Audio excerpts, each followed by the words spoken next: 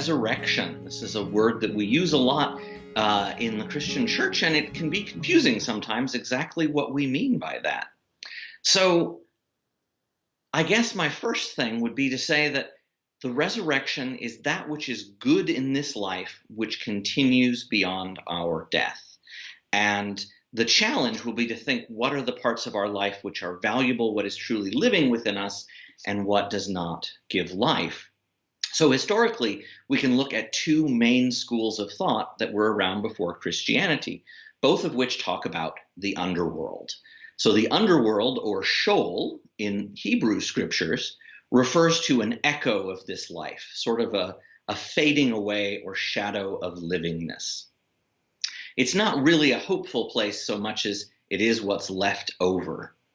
Alternatively, the Greek underworld, Hades, is sometimes viewed that way, but it's also sometimes viewed as a way station that we go to the underworld where we are relieved of our bad acts until we're forgiven and come back.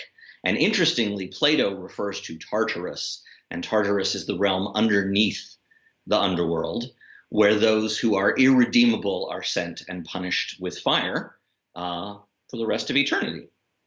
So we have those two pictures. And starting about the time of Jesus, developing among the Pharisees in Judaism, but also arising in Christianity, there's this idea that there is a land of blessedness on the other side of the underworld, that there is a place that we can go beyond suffering, beyond death.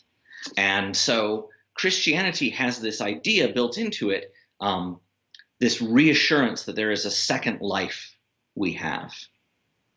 Now, it's a little bit confusing because the New Testament speaks a little bit about this second life, but doesn't give us too much in the way of details. And there's a great deal of tradition about it. And so I feel very confident, based on Scripture, that there is a resurrection life, that it is beyond suffering, beyond death, that it is with God and lived in blessedness for eternity, and interestingly, that it is in the flesh.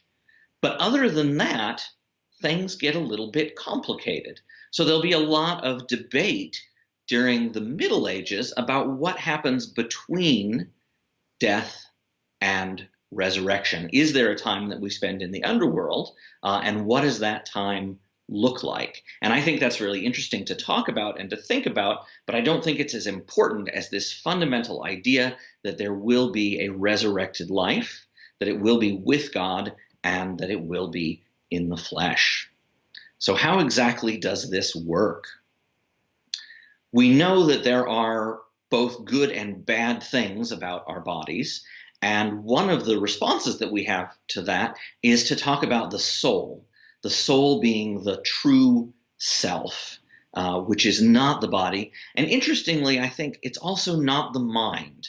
The soul is how we think of that seed of goodness within this body, which will grow into fruit in resurrection life. And so we can begin to think about the aspects of our physicalness that will be in the resurrection. So Jesus comes back after the crucifixion and meets with the disciples. Now, very interestingly, he walks through the closed door, which suggests that there is something different about his physicalness than about our physicalness. But he also eats fish, suggesting that there is something the same. So I think of this as an opportunity for us to look into our lives and figure out what it is that is redeeming about our physical life and what it is that hinders us about our physical life, and use that as an opportunity to live into the resurrection now. Specifically in Christianity, we have baptism, which is rebirth in the Spirit and in fire and in water.